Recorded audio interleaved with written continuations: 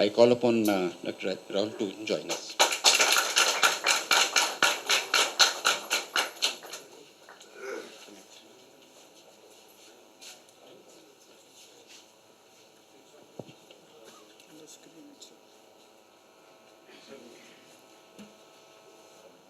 Chairman sir, moderator Dr. Sharma, respected ladies and gentlemen, thank you so much sir for the kind words and invitation to the city. Today we'll be talking about this concept of polypill as a combination therapy. We are used to combination therapy in diseases like HIV, tuberculosis, leprosy, and now in cardiology we are talking about this combination therapy. So I'll be taking you through the slides, and the idea is to introduce you to this concept, which is not new now. It's already been around for some time, and we'll be discussing what role it has, if it has any, and where we fit into that role. So I'll be briefly touching upon these headings in my talk: the overall burden of cardiovascular disease, lessons from the two major trials, INTERHEART and the PURE studies, approaches to risk reduction. Now, this is a major concept in cardiovascular disorders, reducing the risk of disease, primary risk as well as the secondary risk. Role of combination therapy, concept of polypill, and does it a major burden is of cardiovascular disorders today. Gone are the days when India was considered to be the hub of infectious diseases like tuberculosis, leprosy, malaria. And unfortunately for us, economic progress has brought forward cardiovascular diseases also as a byproduct of economic progress that our country has made. So CVD is the number one cause of death globally today, represents around 30% of total death. That was in 2010. And at that time, India was supposed to be carrying 60% of the world's total burden in terms of number of patients. And I'd like you to remember that 70% of patients are 70% of these are primary events occurring for the first time to a particular person, and 30% around are secondary events. So the major emphasis is on primary prevention. What are the risk factors for CVD? Now the picture is very clear, which was not so in the years gone by. We now know that after the results of the INTERHEART study that across the globe, these 9 major risk factors are explaining the occurrence of myocardial infarction in most populations of the world, in most ethnic groups, all countries, maybe urban as well as rural, and young as well as old. So there's no controversy now in explaining the occurrence of cardiovascular disease.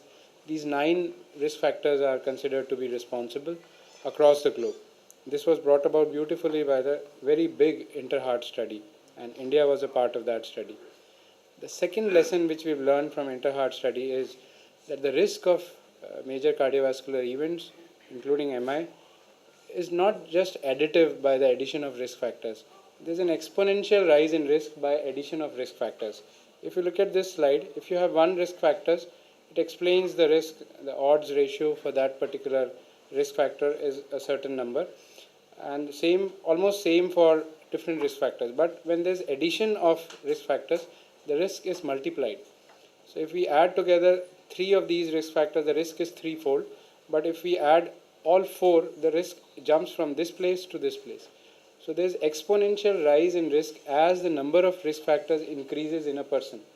So this is another concept which we have to understand.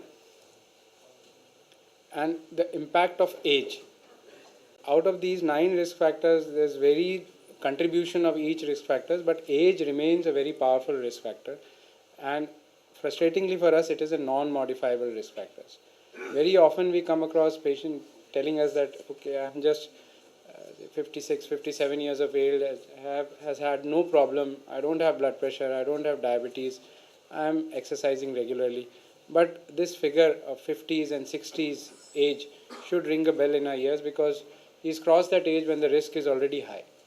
So having just age beyond 55 is also a very important risk factor. The age has a very powerful influence on the risk. This has to be understood. So how to address this problem? We know that the burden of disease is too much. India is one of the leading countries with the highest number of patients of cardiovascular disorders, urban as well as rural. Again, it was a concept that it is a disease of the affluent, the disease of the rich people, people who don't exercise, and the rural people who are used to exercising, do a lot of physical work, are not exposed to cardiovascular disease. This is a myth.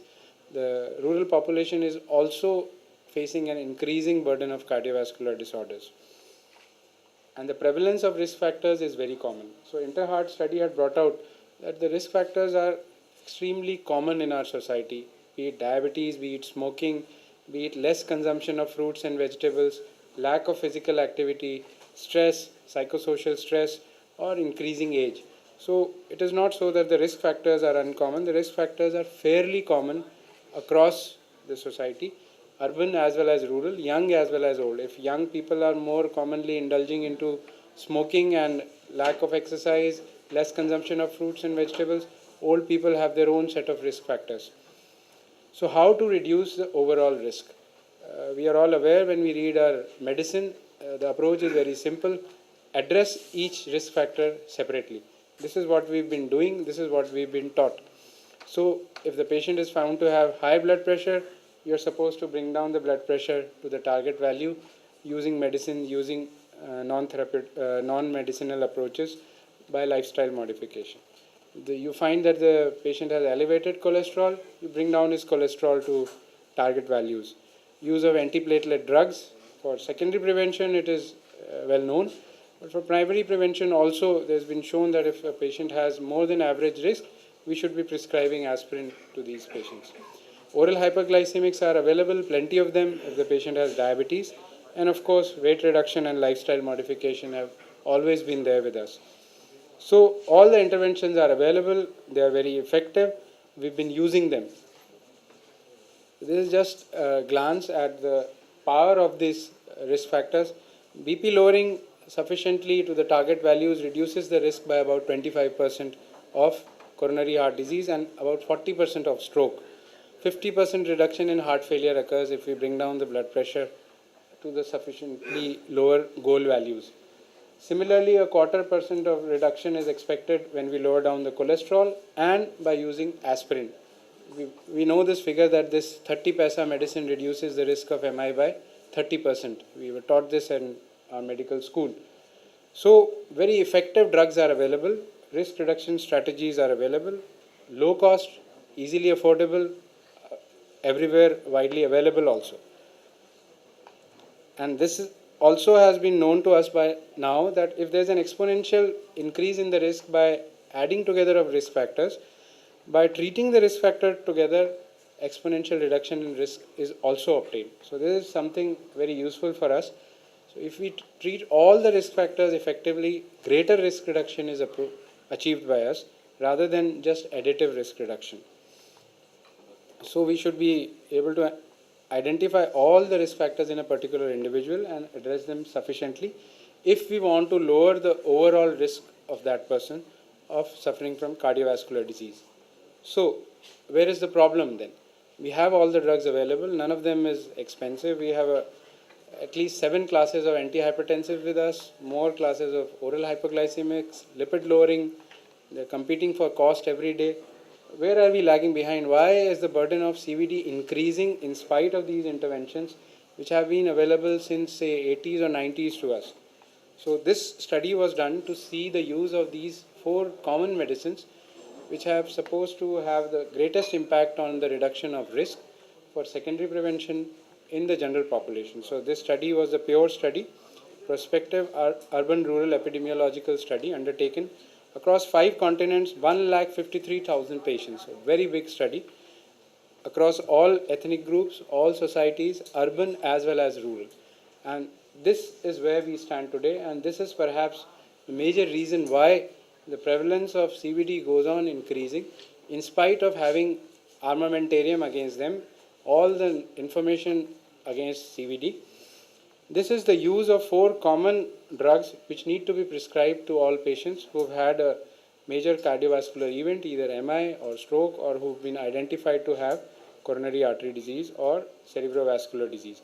This is the use of antiplatelets, beta blockers, ACE inhibitors, and statins. We've attended numerous CMEs where we've seen the efficacy of each of these four classes of drugs and how much mortality reduction they are able to provide.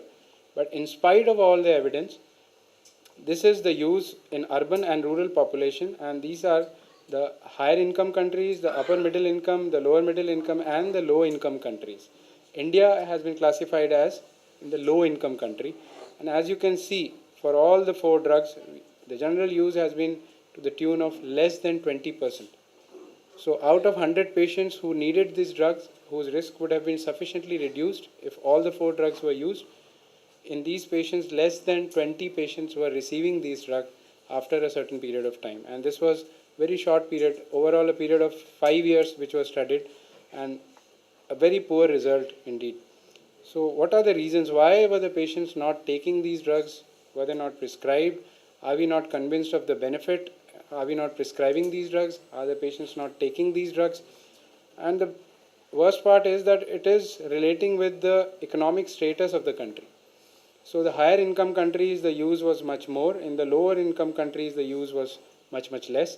Again, in the rural population, the use was much lower as compared to the urban population. But we could not explain it because of the educational level of the patient. Perhaps the reasons are different. Why out of these four most powerful drugs a person can be prescribed, most beneficial drugs, only 20% of the population is ultimately ending up taking these medications.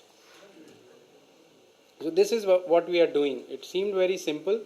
It was oversimplified perhaps. The risk reduction strategy is that reduce every risk factor. BP, give 2-3 medicines for BP reduction. Cholesterol, give medicines for lowering cholesterol. Give lifestyle advice. Treat blood sugar values. So this is the multi-drug strategy that we've been following all along till now. And perhaps this is one of the reasons why we are failing in addressing the problem. Patient ends up with multiple medications that they have to take.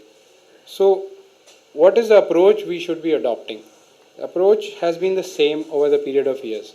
We're not supposed to treat each and every risk factor individually. When we treat cardiovascular disease, when we are sitting in front of a patient suspected to have cardiovascular disease, we are supposed to assess the global risk in that patient. How to assess global risk? Several charts have been provided, several risk scores have been given. Perhaps the most popular is Framingham. This is an example of the WHO risk assessment chart. WHO has issued risk assessment chart for different regions of the world. This is the chart I am showing for diabetic patients in the Southeast Asian region, where India is located. And this chart is supposed to be used by us for Indian patients. So I'll just briefly run you through it. And the risk is classified as a risk of having a major cardiovascular event in the next 10 years as less than 10%, 10 to 20, 20 to 30, 30 to 40, and more than 40. So if we have a patient of diabetes, these are the age groups. And if a patient, say, is in the 40s, is a non-smoker, male, and his systolic blood pressure is around 160, and his cholesterol value in terms of millimoles per liter is around 7, then this is the box where the patient will be fitting into, and the risk is 20 to 30% in the next 10 years, quite high. So what are we supposed to do if we are to bring down his risk? Obviously, we cannot reduce his age. He'll remain in this age group, this box. We can bring down his blood pressure. We can bring down his cholesterol. So if we do this, we've brought down his blood pressure from here to here, and if we've lowered his cholesterol from 7 to say 6 or 5, he comes into this box, and his risk is now less than 10%. So by using these interventions, we are able to modify the risk in all individuals. So if we step down in the level of blood pressure, if we step down in the level of cholesterol, whatever be your starting values, your risk will be lower than what it was when we started with that particular blood pressure, with that particular cholesterol. Again, this has been recognized in the recently going on ACC meeting, and they've already modified the guidelines. It is no longer a simple target approach.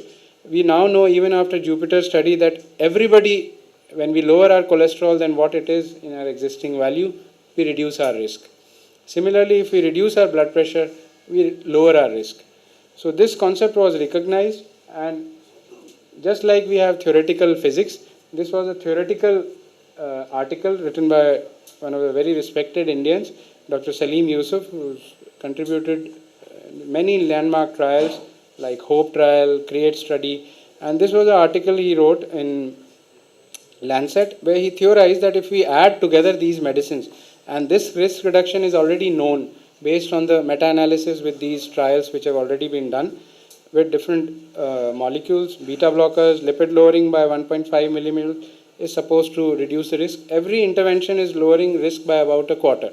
So if we add together in a particular patient, we should be able to reduce the risk by around 75%.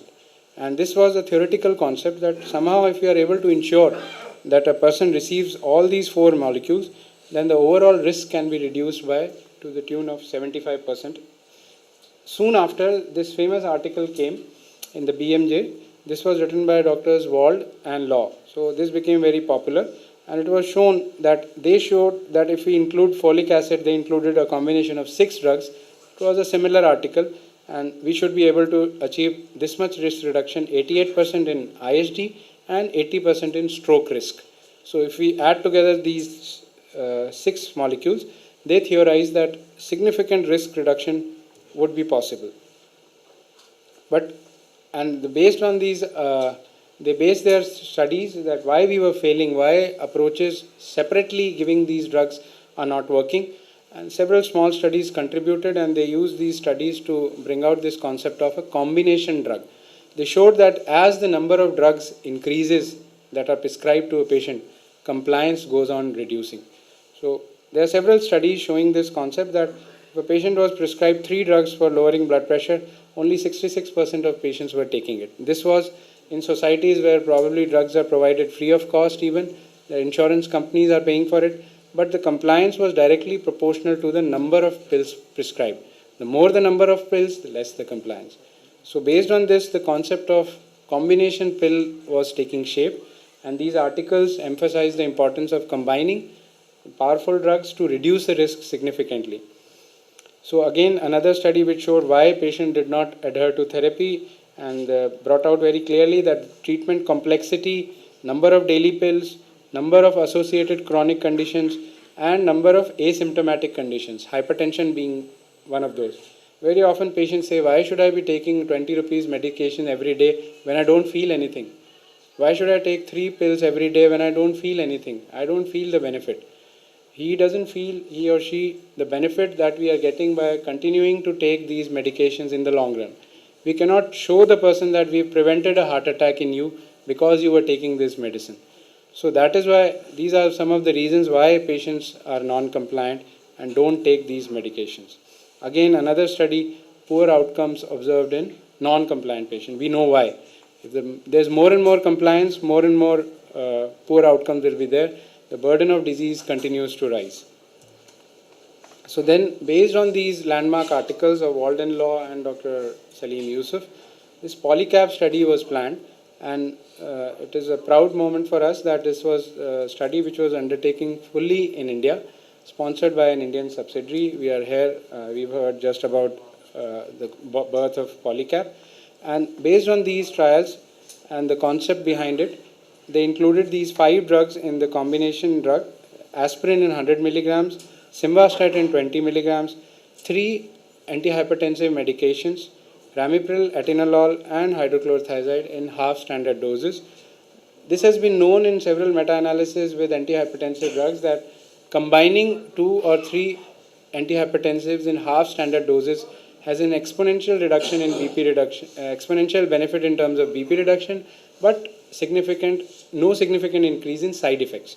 So rather than going on increasing the dose of a particular drug, it's useful to combine a second drug when we are treating hypertension.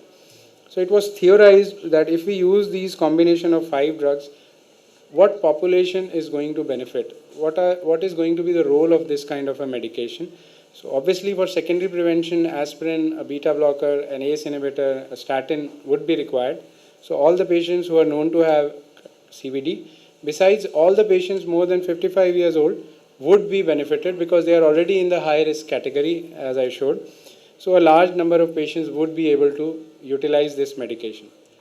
But the problem was that it is not so simple to just put together 5 drugs in one and market them. There are several pharmacokinetic interactions that have to be taken care of.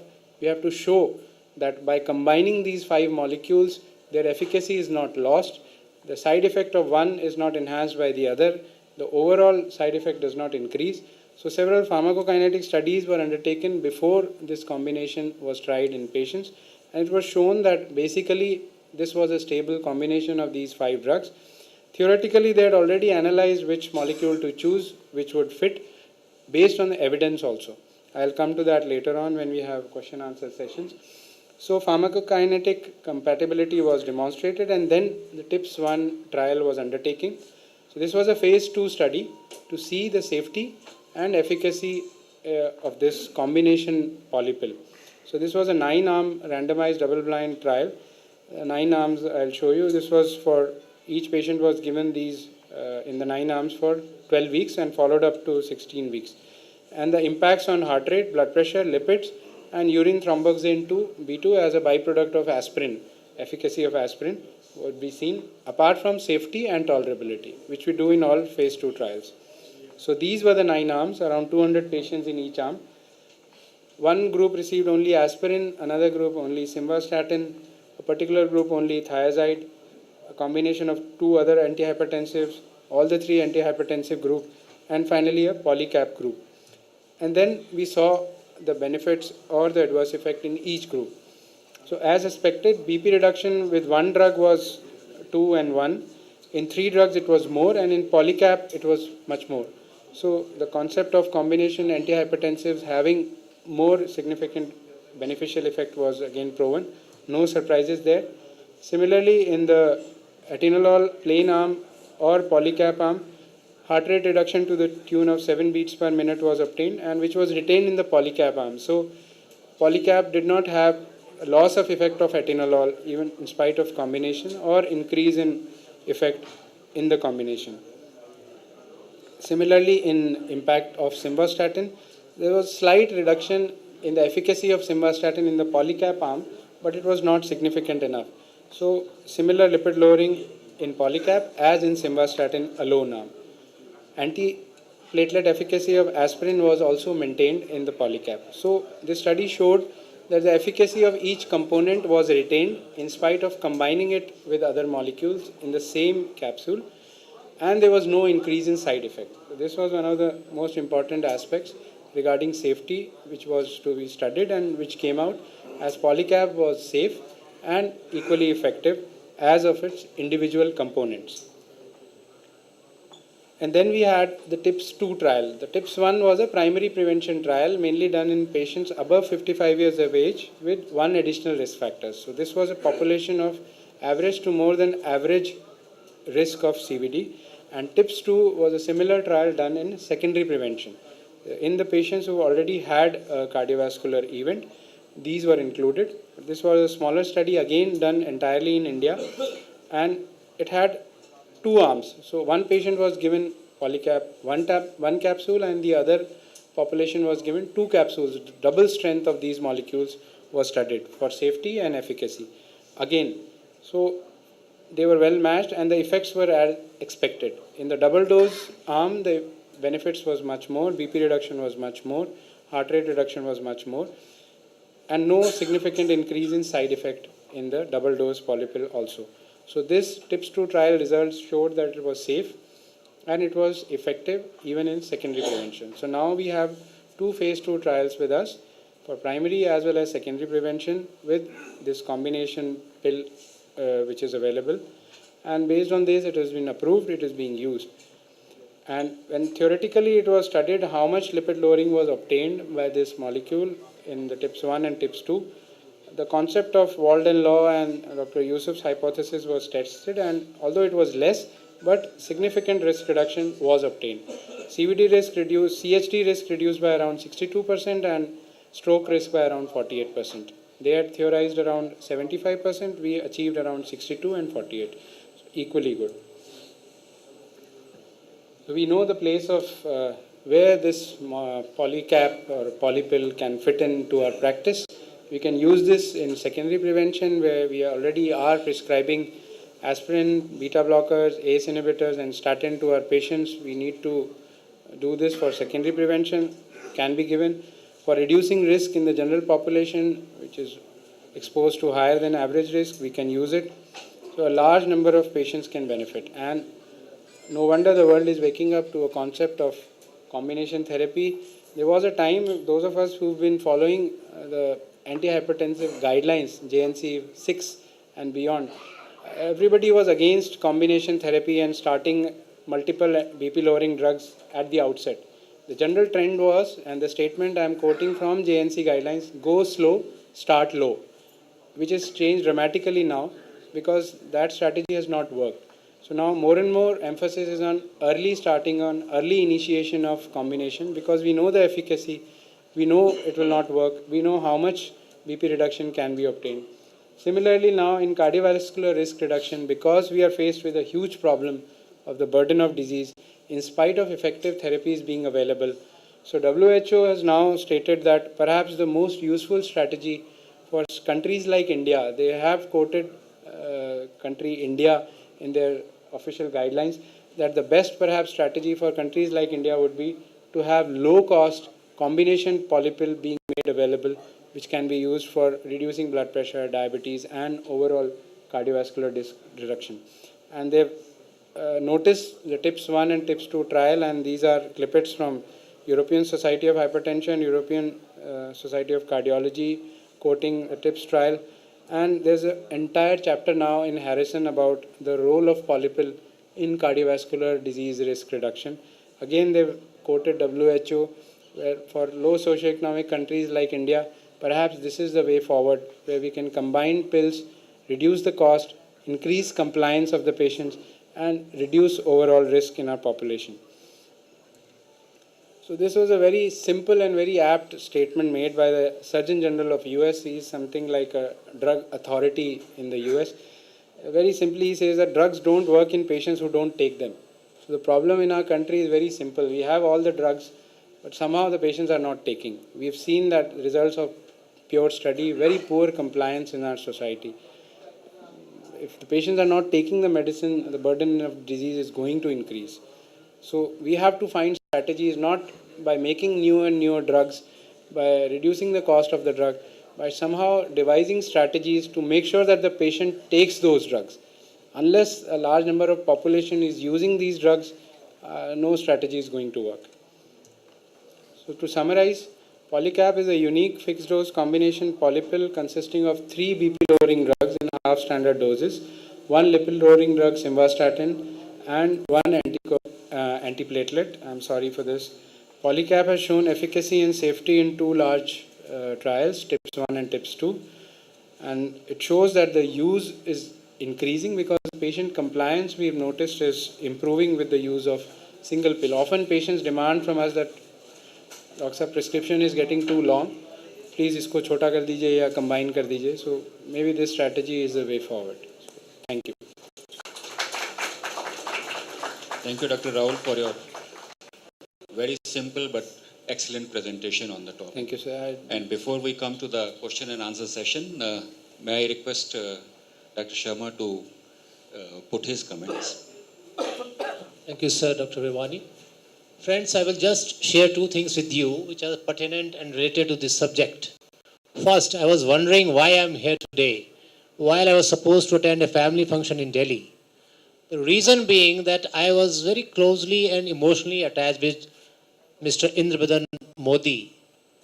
Long back, when Dr. Salim Yusuf was in India and he was looking after a partner for his Polycap concept, he and Dr. Modi arranged a meeting and invited few doctors from India all over the states just to discuss their views and the Indian prospective views to start the Polycap. I was one of the invitees in that meeting.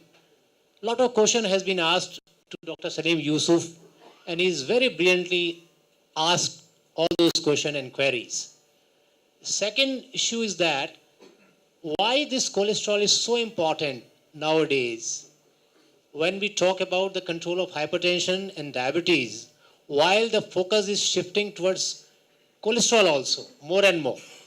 Very recently, precisely on 12th of this month, a joint recommendations by American College of Cardiology and American Heart Association was released in Dallas, 12th of November. They simply say you have to use either moderate or extensive statin therapy in number one, if your LDL is more than 190. Number two, if you are diabetic. And number three, if your Frankenstein risk score is more than 7% per year for next 10 years, if you are in an age group of 40 to 75. So these are the three recommendations by ACC and AHA released in this month. Though there have a lot of been critics are there against this because a lot of people which may not be taking statins are now the subjects of the statin.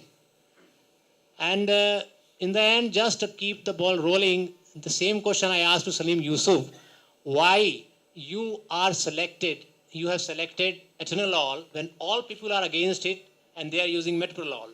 Question 2 was why you have selected simvastatin when other people are going for atorvastatin. And third was why you are using hydrochlorothiazide when the normotensive patient, it may increase or impair the lipid levels and the chances of diabetes. These three questions were asked, and the same question I may ask Dr. Malhotra, just to keep the ball rolling. Thank you, sir. I hope I give the same answers as given by Dr. Yusuf, but we And, had the same questions yeah. when we read about these trials. Yeah. Sir. To add to these questions, since the time these trials were done, one more question has been added to that why ACE inhibitors and why not ARBs? Right. So these are the questions which have come up since the time the TIPS trial came in. And now the session is open for question and answer, and the answers are on this side, questions are from this side. So, okay, should I start answering? Okay. This was the query we also had because I would like to, as an answer to this question, I would like to ask the House and respected moderators if they can give me one evidence, if they can name any one trial where it has been shown that atenolol is not a good drug. And if so, why is atenolol not been stopped from being marketed? Why has Polycap been approved in spite of containing atenolol? And why is atenolol still marketed if it is a bad drug or if it has been shown in any one of the trials to have a negative impact or have significant side effects? The answer clearly is that this is a propaganda which has been made. And if we go deep into the literature, there's nowhere mentioned that if you go through guidelines for ST elevation MI, ACC, AHA guidelines, there's a chart. What beta blockers, they always mention beta blockers. You just give beta blockers after MI in reduction of blood pressure. If you look at JNC 7 guidelines for BP lowering in different populations, they mention beta blockers. Molecules are never mentioned because it has never been shown that a particular molecule has a significantly better effect as compared to other molecules in that particular class. As a subscript in JNC 7 also it is mentioned that within a particular class, all molecules have similar BP reduction. It does not matter which molecule you choose as long as you use the correct class for a compelling indication. This is about atenolol. The other thing is in meta-analysis, several meta-analyses have been done, where it has clearly been shown that the benefits of beta blockers in secondary prevention in mortality reduction are better than other molecules. So that is why in secondary prevention, beta blockers come out to be the antihypertensives of choice even today. Second most beneficial drugs are ACE inhibitors. Now ACE inhibitors have been compared to ARBs in only one large trial, which is the on-target trial, which showed that ARBs are non-inferior to ACE inhibitors. They are not superior, they are just non-inferior to ACE inhibitors, and this is just comparing a molecule like telmisartan to ramipril. It never showed that ramipril is inferior or ramipril is not a good choice and telmisartan is a superior choice. Again, it was marketed in such a way that we started using ARBs much more than we were using ACE inhibitors.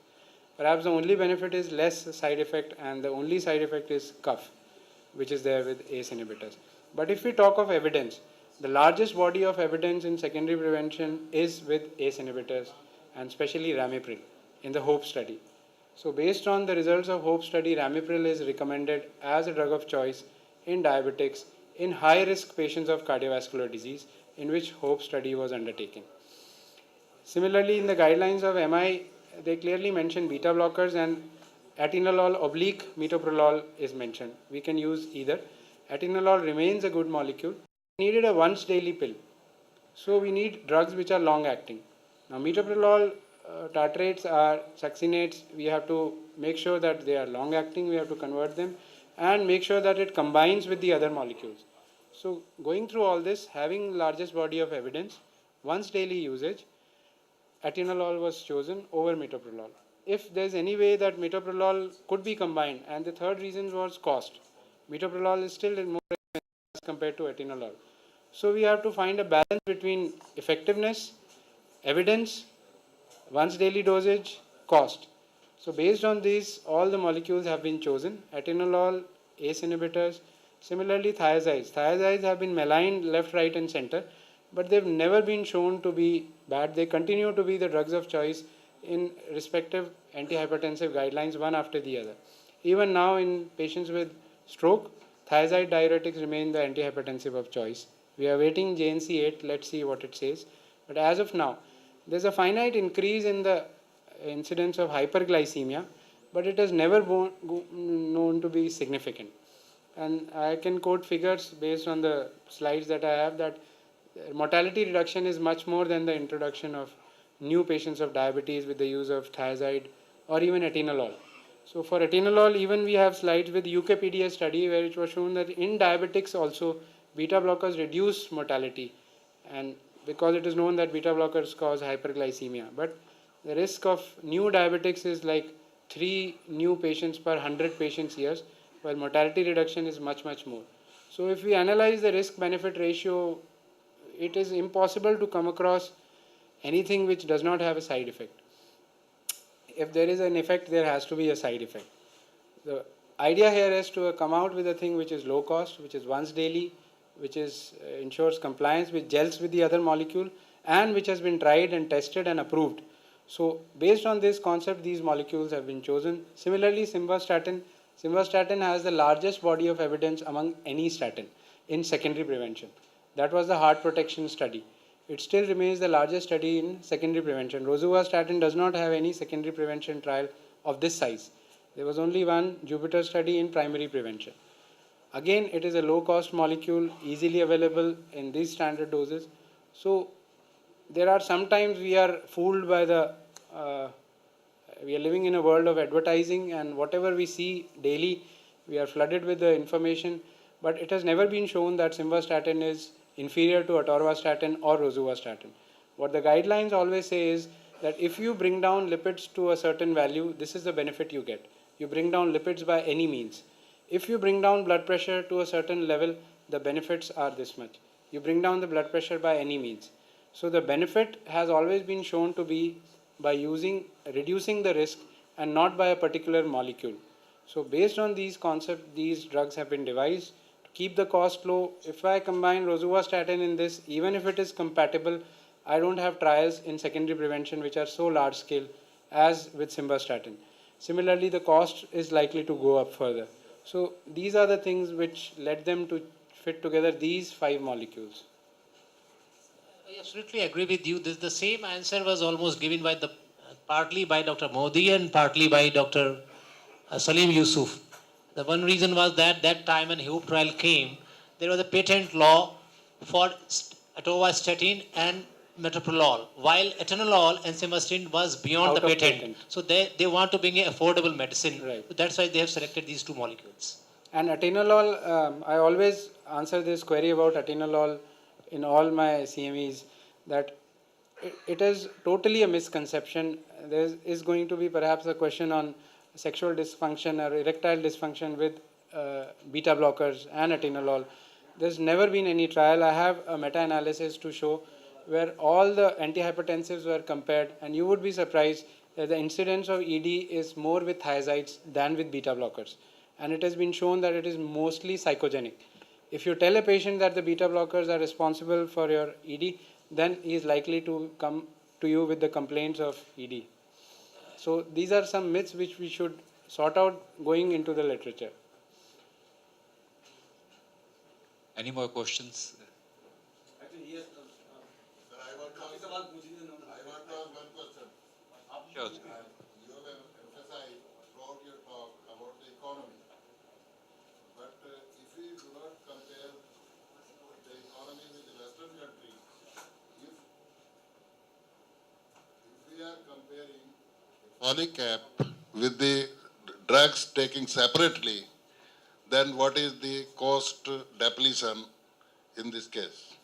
The cost is definitely much more if by taking the drugs separately. Number one. Number two, the issue here is compliance. The compliance is all right. There's only less than 20% patients are taking the 5 pills. Even if you Because The cost of polypill is less compared to individual. how much? We want to know. 40%. say this is for India, say in the West, where the medicines are being provided by the government, this is perhaps not an issue. But what we want to ensure is that the patient takes the medicine. And the best way to do it is reduce the number of pills. And cost also goes down, as has been shown. The cost of treating the complications of CVD in societies, there have been several cost benefit analysis. That is why WHO and other countries are interested in bringing down the events. Managing the events later on is much more expensive for the governments than preventing the events. So that is why there is been stress on prevention. I think most of the issues related to various drugs, their combination, their side effects, and the total burden, say economic and the preventive aspect, they have already been covered on this. And we thank Dr. Rahul for his presentation and answering all these questions. And to end the session, I can only say that we always look for change, because the change is spice of life. And whenever this change is for good, then those things, they definitely improve the quality of life, and we look forward for such change. And probably this innovation is part of that change. We should change the morbidity and the mortality in the society. Thank you very much. Thank you, sir. Thank you.